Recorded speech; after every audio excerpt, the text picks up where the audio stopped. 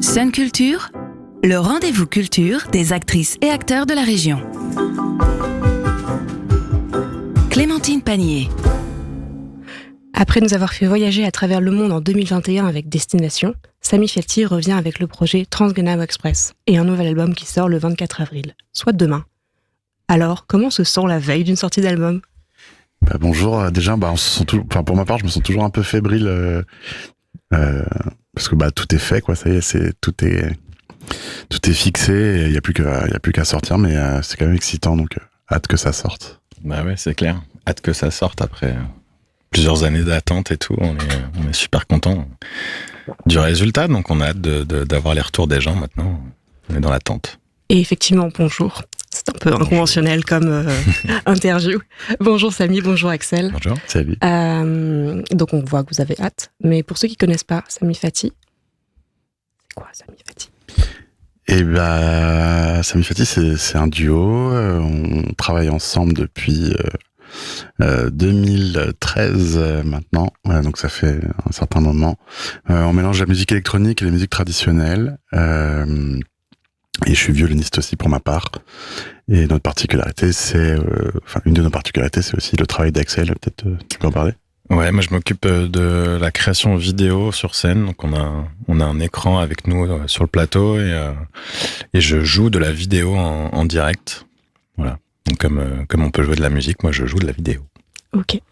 Et là, ce qui est particulier, c'est que c'est vraiment un tout nouveau projet où vous avez pu rencontrer 3 danseurs Gnawa et 3 chanteurs là-dessus. Est-ce que vous en parlez un peu plus de la jeunesse, de comment ça s'est passé ? Parce que c'est un travail quand même de longue haleine qui sort demain. Carrément. Alors déjà, on a eu depuis 2016, on a eu la chance de beaucoup voyager, de faire des collaborations avec plein d'artistes à plusieurs endroits du monde. Mais on avait quand même toujours dans un coin de nos têtes d'un jour de faire un projet avec le Maroc. Je suis franco-marocain, du coup il y avait ce truc aussi d'attachement un peu aux racines aussi qui me travaillait, je pense. Et donc voilà, oui, il y a 3 ans, on a l'opportunité de faire une première résidence avec des musiciens d'Essaouira, avec toujours cette attente. Enfin, on sait jamais vraiment si ça va matcher entre nous parce qu'on se connaît pas en fait avant de travailler ensemble avec les musiciens. On sait pas comment ça va se passer et tout ça, mais au final la résidence se passe super bien. On fait une dizaine de jours de création, un premier concert à Essaouira, et là c'est assez évident sur scène entre nous, même si on est tous un peu sur la réserve et tout ça parce que tu cherches tes marques, mais voilà, il se passe un truc en tout cas sur ce premier concert et ça a lancé en fait la suite du travail, donc le fait de travailler sur un album, commencer à travailler le show, etc. Ouais, parce que du coup, comment vous avez fait pour, au fur et à mesure, trouver vos marques, justement, d'arriver, parce que c'est vrai que c'est quand même des univers qui se rencontrent, même si c'était votre spécialité, un peu là-dessus. Comment vous avez réussi à vraiment travailler, en plus, avec les mêmes musiciens et avancer ? Enfin, c'est tout un nouveau... Ouais, c'est clair que ça, c'est des rapports un peu différents dans le sens où tu essaies de construire quelque chose sur le long terme, là où avant on avait fait surtout des collaborations un peu spontanées et très instinctives. Là, il y avait potentiellement du développement sur plusieurs mois et tout ça. Et je me souviens que les 2 premiers jours, en fait, le premier challenge c'était déjà d'arriver à jouer ensemble, de jouer sur un métronome. Parce que la musique électronique, ça dépend de machines, d'ordinateurs, etc. Donc c'est assez carré. Là où la musique Gnawa, elle est très vivante et elle accélère et le tempo il bouge tout le temps. Et donc là, il fallait trouver un moyen de pouvoir garder quand même ce truc-là de très vivant avec les contraintes de la machine qui est très carré, quoi. Donc il y a eu 2 jours un peu de test et d'essayer de comprendre un peu comment on pouvait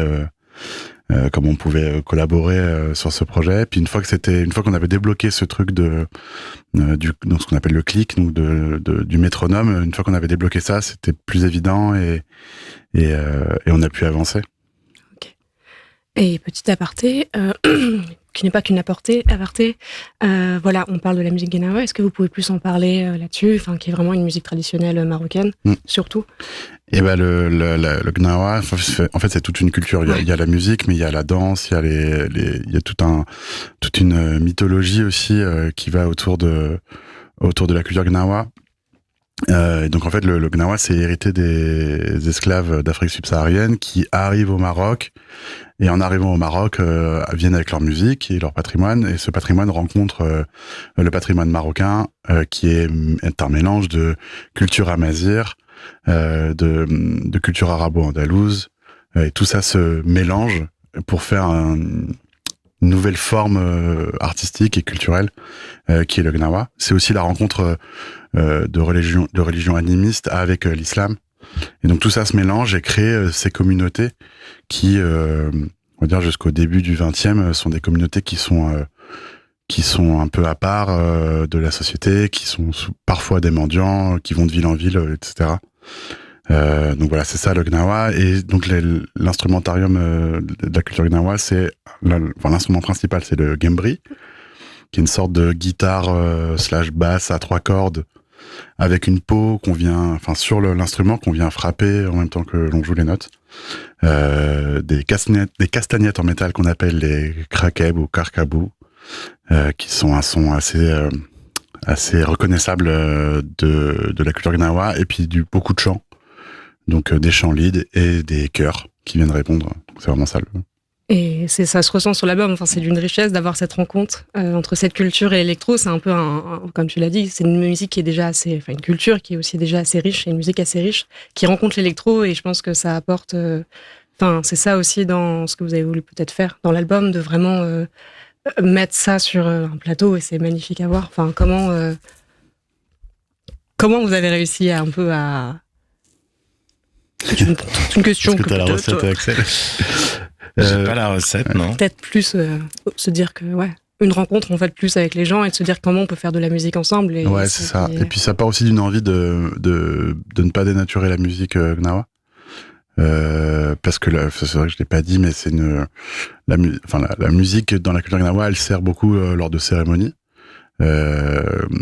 Notamment des cérémonies qu'on appelle des lilas, qui sont des soirées qui commencent assez tard dans la nuit et finissent assez tôt le matin, et qui sont des moments de communion, de guérison aussi, c'est de la musique qui fait du bien au corps et à l'esprit, par des états de transe, etc. Donc en fait, quand tu fais le parallèle entre la culture Gnawa, la musique Gnawa, les cérémonies, et la musique électronique, finalement on n'est pas si loin, dans le sens où il y a cette idée de répétition et de musique qui évolue en permanence et qui te fait monter en énergie, etc. Donc le premier point de contact, ça a été ça en fait. C'est en fait la répétition, elle n'est un problème ni pour la musique électronique ni pour la culture Gnawa. Donc là-dessus, ça a vraiment bien connecté. Et puis après, c'est voir comment est-ce que comment notre musique elle peut rentrer un peu dans les interstices de la musique, parce que la musique Gnawa, elle est autonome en fait à la base, tu vois. Elles ont besoin de voix, le gembri, et puis des krakeb, et puis c'est parti en fait. Donc en fait, il y a pas besoin de rajouter des éléments, parce que c'est déjà très complet d'un point de vue spectre sonore. Il y a autant des basses que des choses très aiguës. Donc voilà, le challenge, c'est de voir comment est-ce qu'on peut trouver des interstices, et à quel endroit on fait de la place pour pouvoir nous y intégrer des choses, et puis vice versa, quoi. Ok, un peu comme des réponses là-dessus. Ouais, carrément. Super.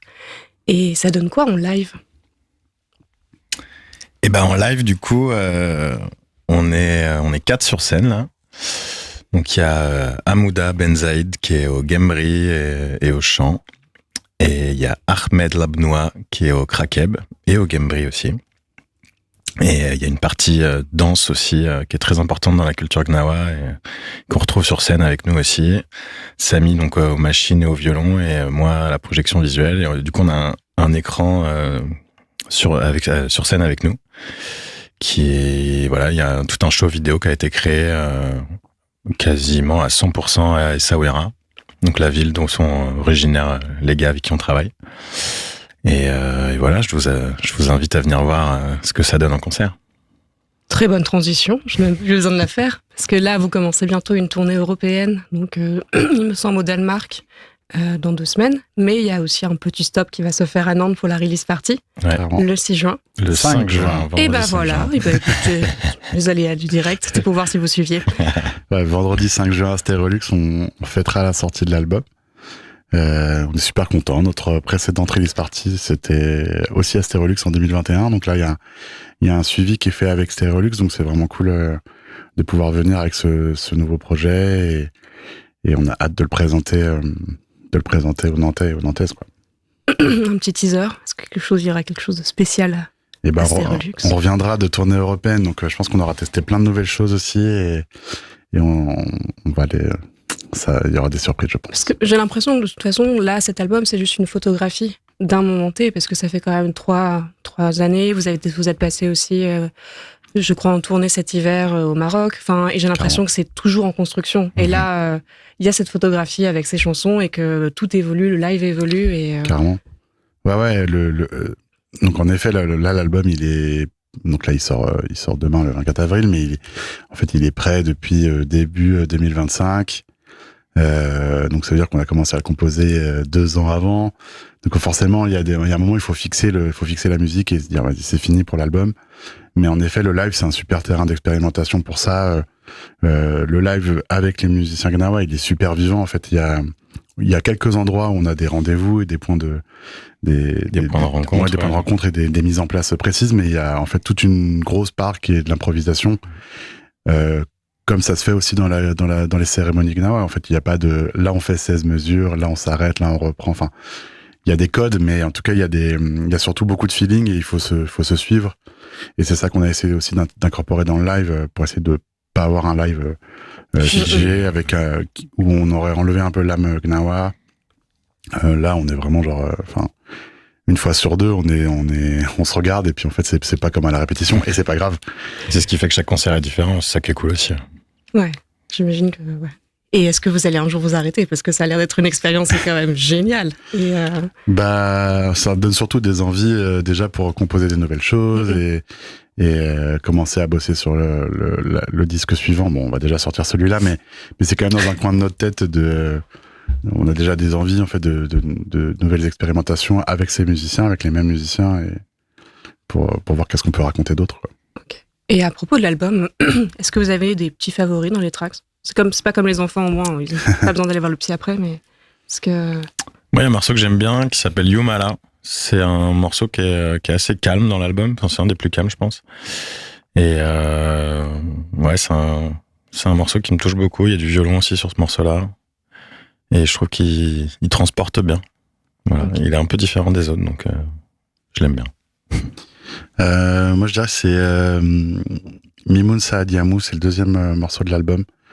Et en fait, de mémoire, je pense que c'est le premier qu'on a mis en place, parce que je joue du violon aussi dans celui-là, et Mouda m'a appris le thème au tout début.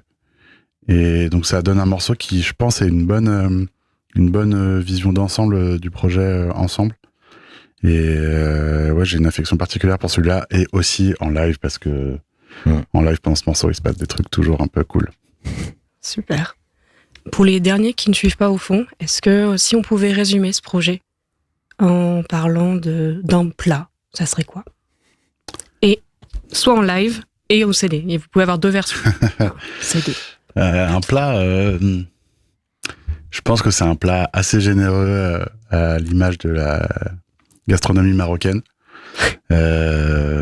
Sans rentrer dans le cliché, mais je pense qu'il y a des tomates, il y a de l'huile d'olive évidemment, des légumes, et des légumes qui ont du goût. On va dire que c'est une espèce de tagine qui a cuit longtemps, quoi. Tu vois, ça fait, et qui continue de cuire, on peut se resservir comme on veut. C'est ça, c'est pas grave, tu vois, s'il cuit 2 ans au lieu de 1 an et demi, c'est pas grave. Après, l'album sort un vendredi, le vendredi c'est le jour du couscous. C'est vrai. Le débat est ouvert.